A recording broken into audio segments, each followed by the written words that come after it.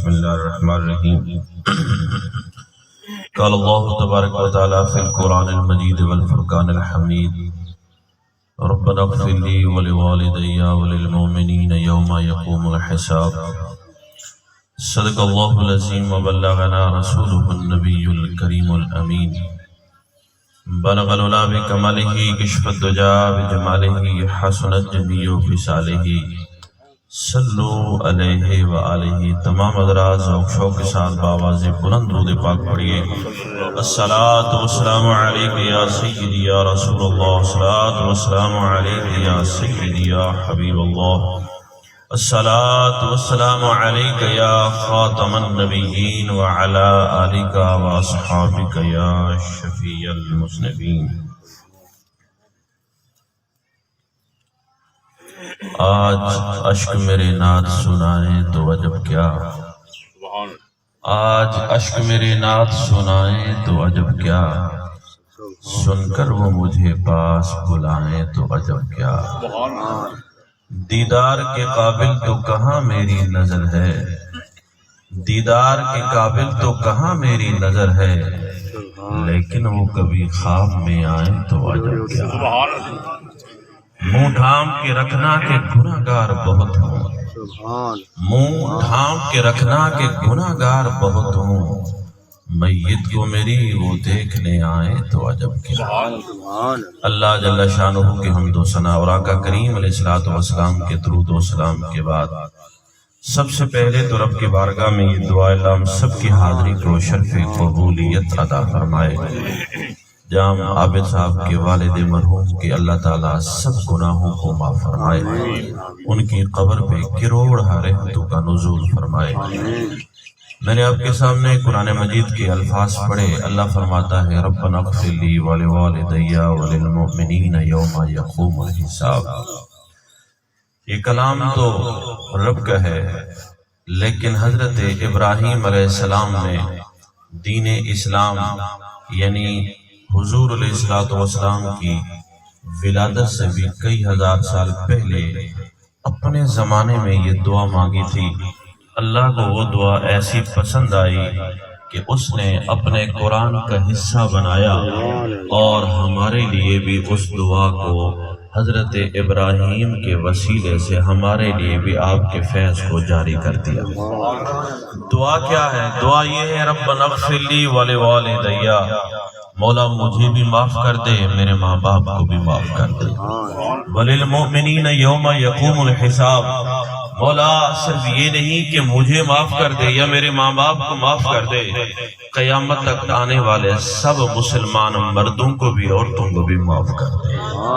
یہ خلیل کی دعا ہے رب جلیل کی بارگاہ میں۔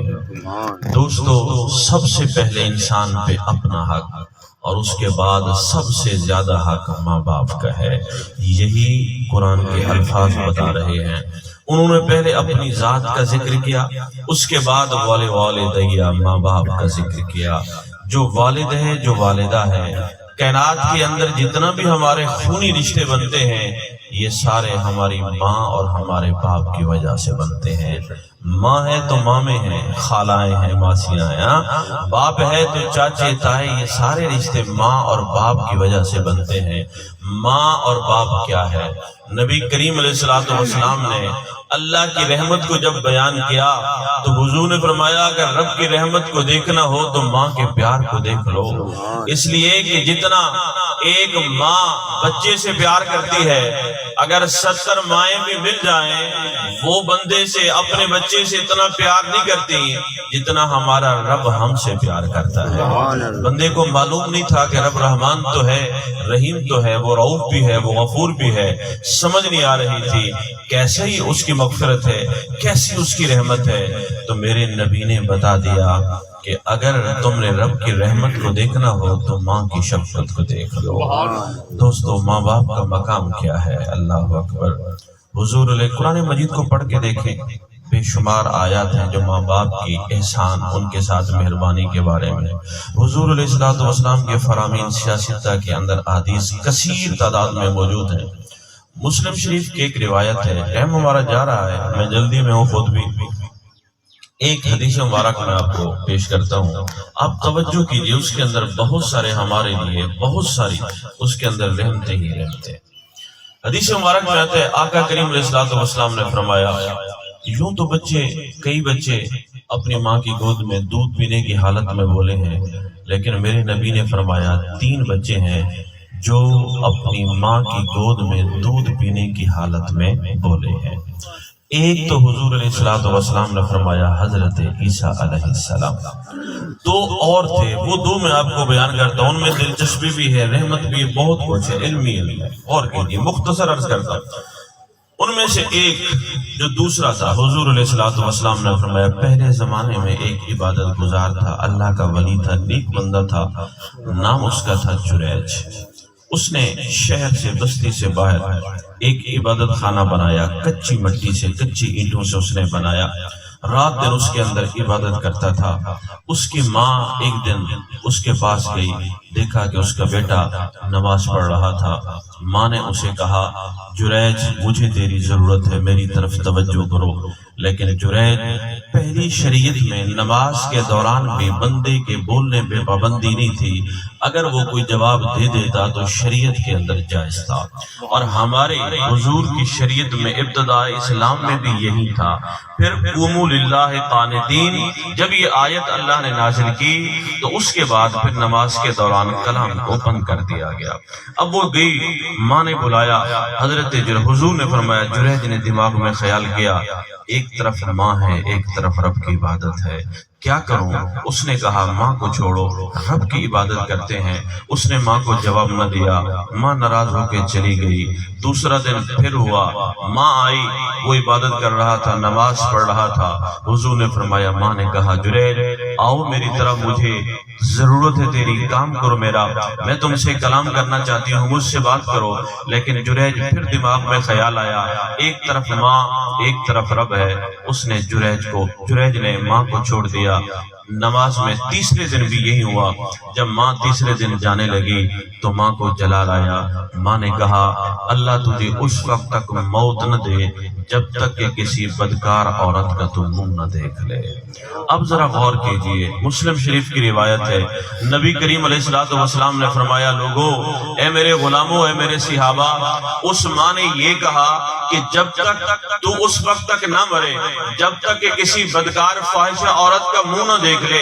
وہ ماں تھی، اگر اس کی زبان سے یہ لفظ نکل جاتے کہ اللہ تجھے بدکار عورت میں مبتلا کر دے تو حضور نے فرمایا اللہ ماں کی دعا کی وجہ سے پھر ممکن تھا کہ وہ گناہ میں بھی مبتلا ہو جاتا۔ یہ تو ماں کے لفظ تھے، اس نے کہا صرف تم منہ دیکھے۔ اب کیا ہوا جناب، وہ بڑا اس کا چرچا تھا، علاقہ سارا جانتا تھا، لیکن لوگ حسد کرنے لگ گئے۔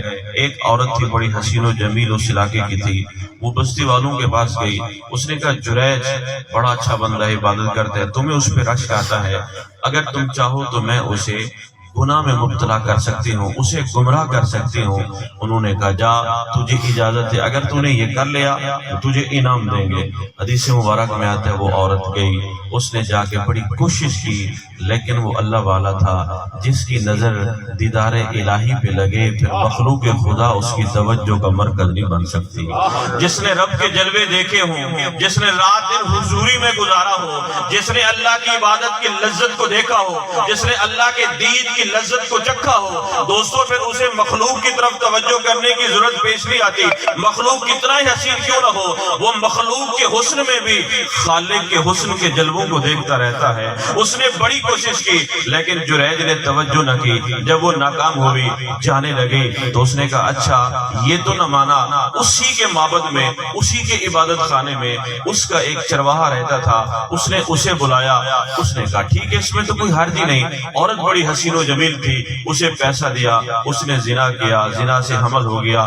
جب بچہ پیدا ہوا تو وہ عورت لے کے بستی والوں کے پاس گئی، دیکھو جس کو تم بڑا عبادت گزار سمجھتے تھے اس نے زنا کیا ہے، اور یہ دیکھو یہ بچہ جریج کا ہے۔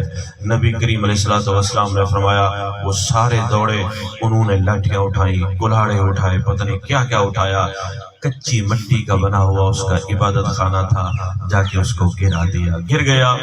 जनाब हजरत जुरैज नमाज पढ़ रहे थे, जब उन्होंने जाके उन्हें नमाज तोड़वा के मारना चाहा, मारते रहे और वो इबादत खाना भी तोड़ दिया।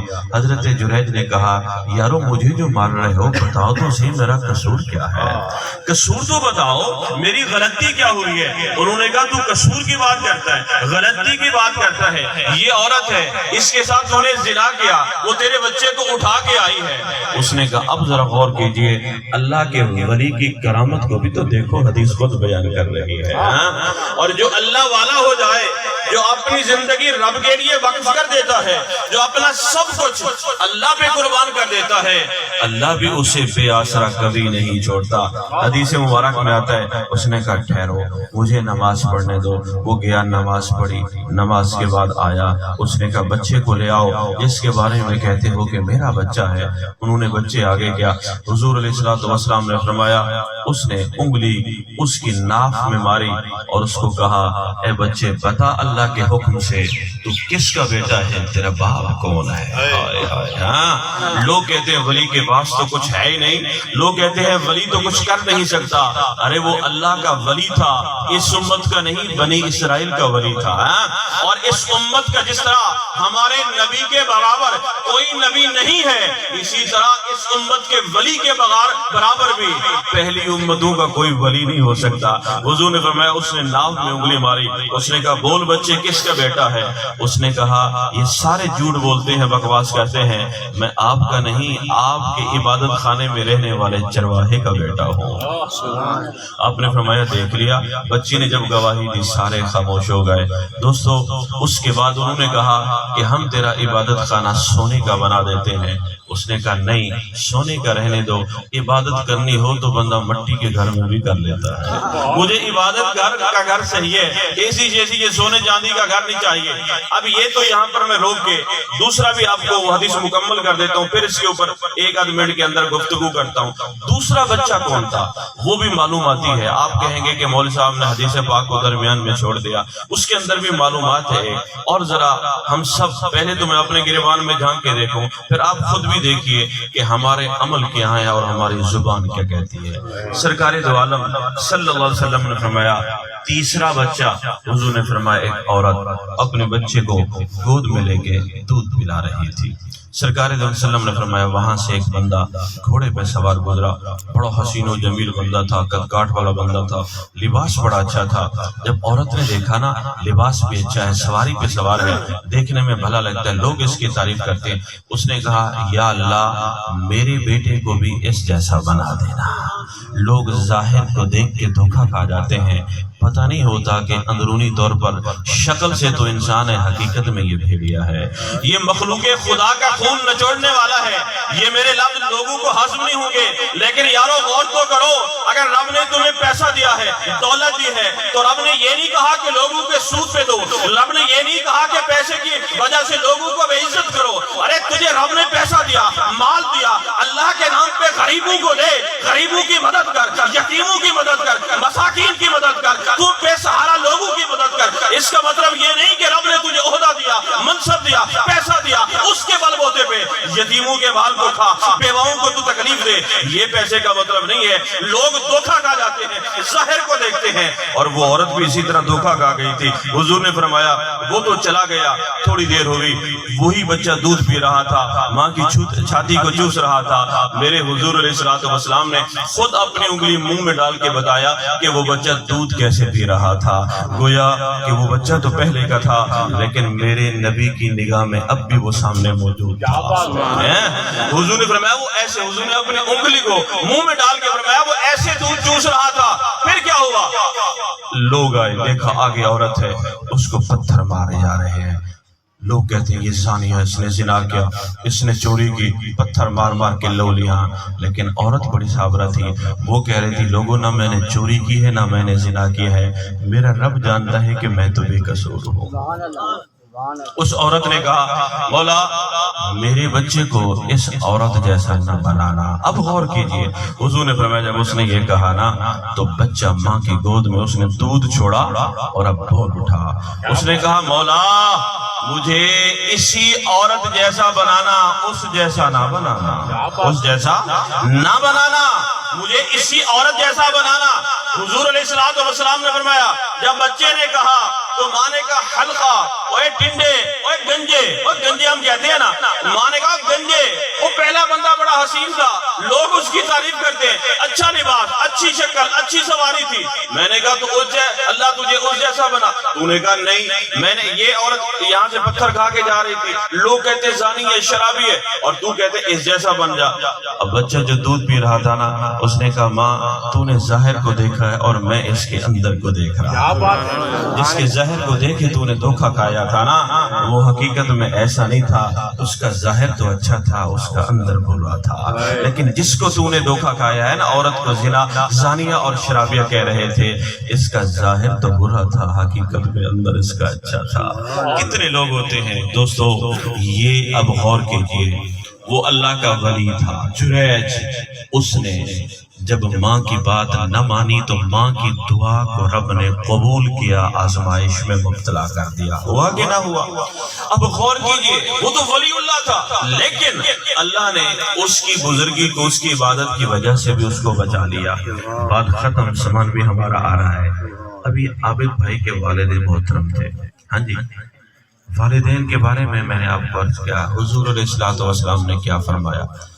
سرکار دو عالم صلی اللہ علیہ وسلم نے فرمایا, حضرت عبداللہ بن عمر رضی اللہ تعالیٰ عنہما فرماتے ہیں, جو بندہ اپنے ماں باپ کی قبر کی زیارت کرے, ذرا توجہ کیجیے, اپنے ماں باپ کی قبر کی زیارت کرے تو آپ فرماتے ہیں اللہ تعالیٰ قبر کی زیارت کرنے والے بیٹے کو حج مبرور کا ثواب عطا کرتا ہے.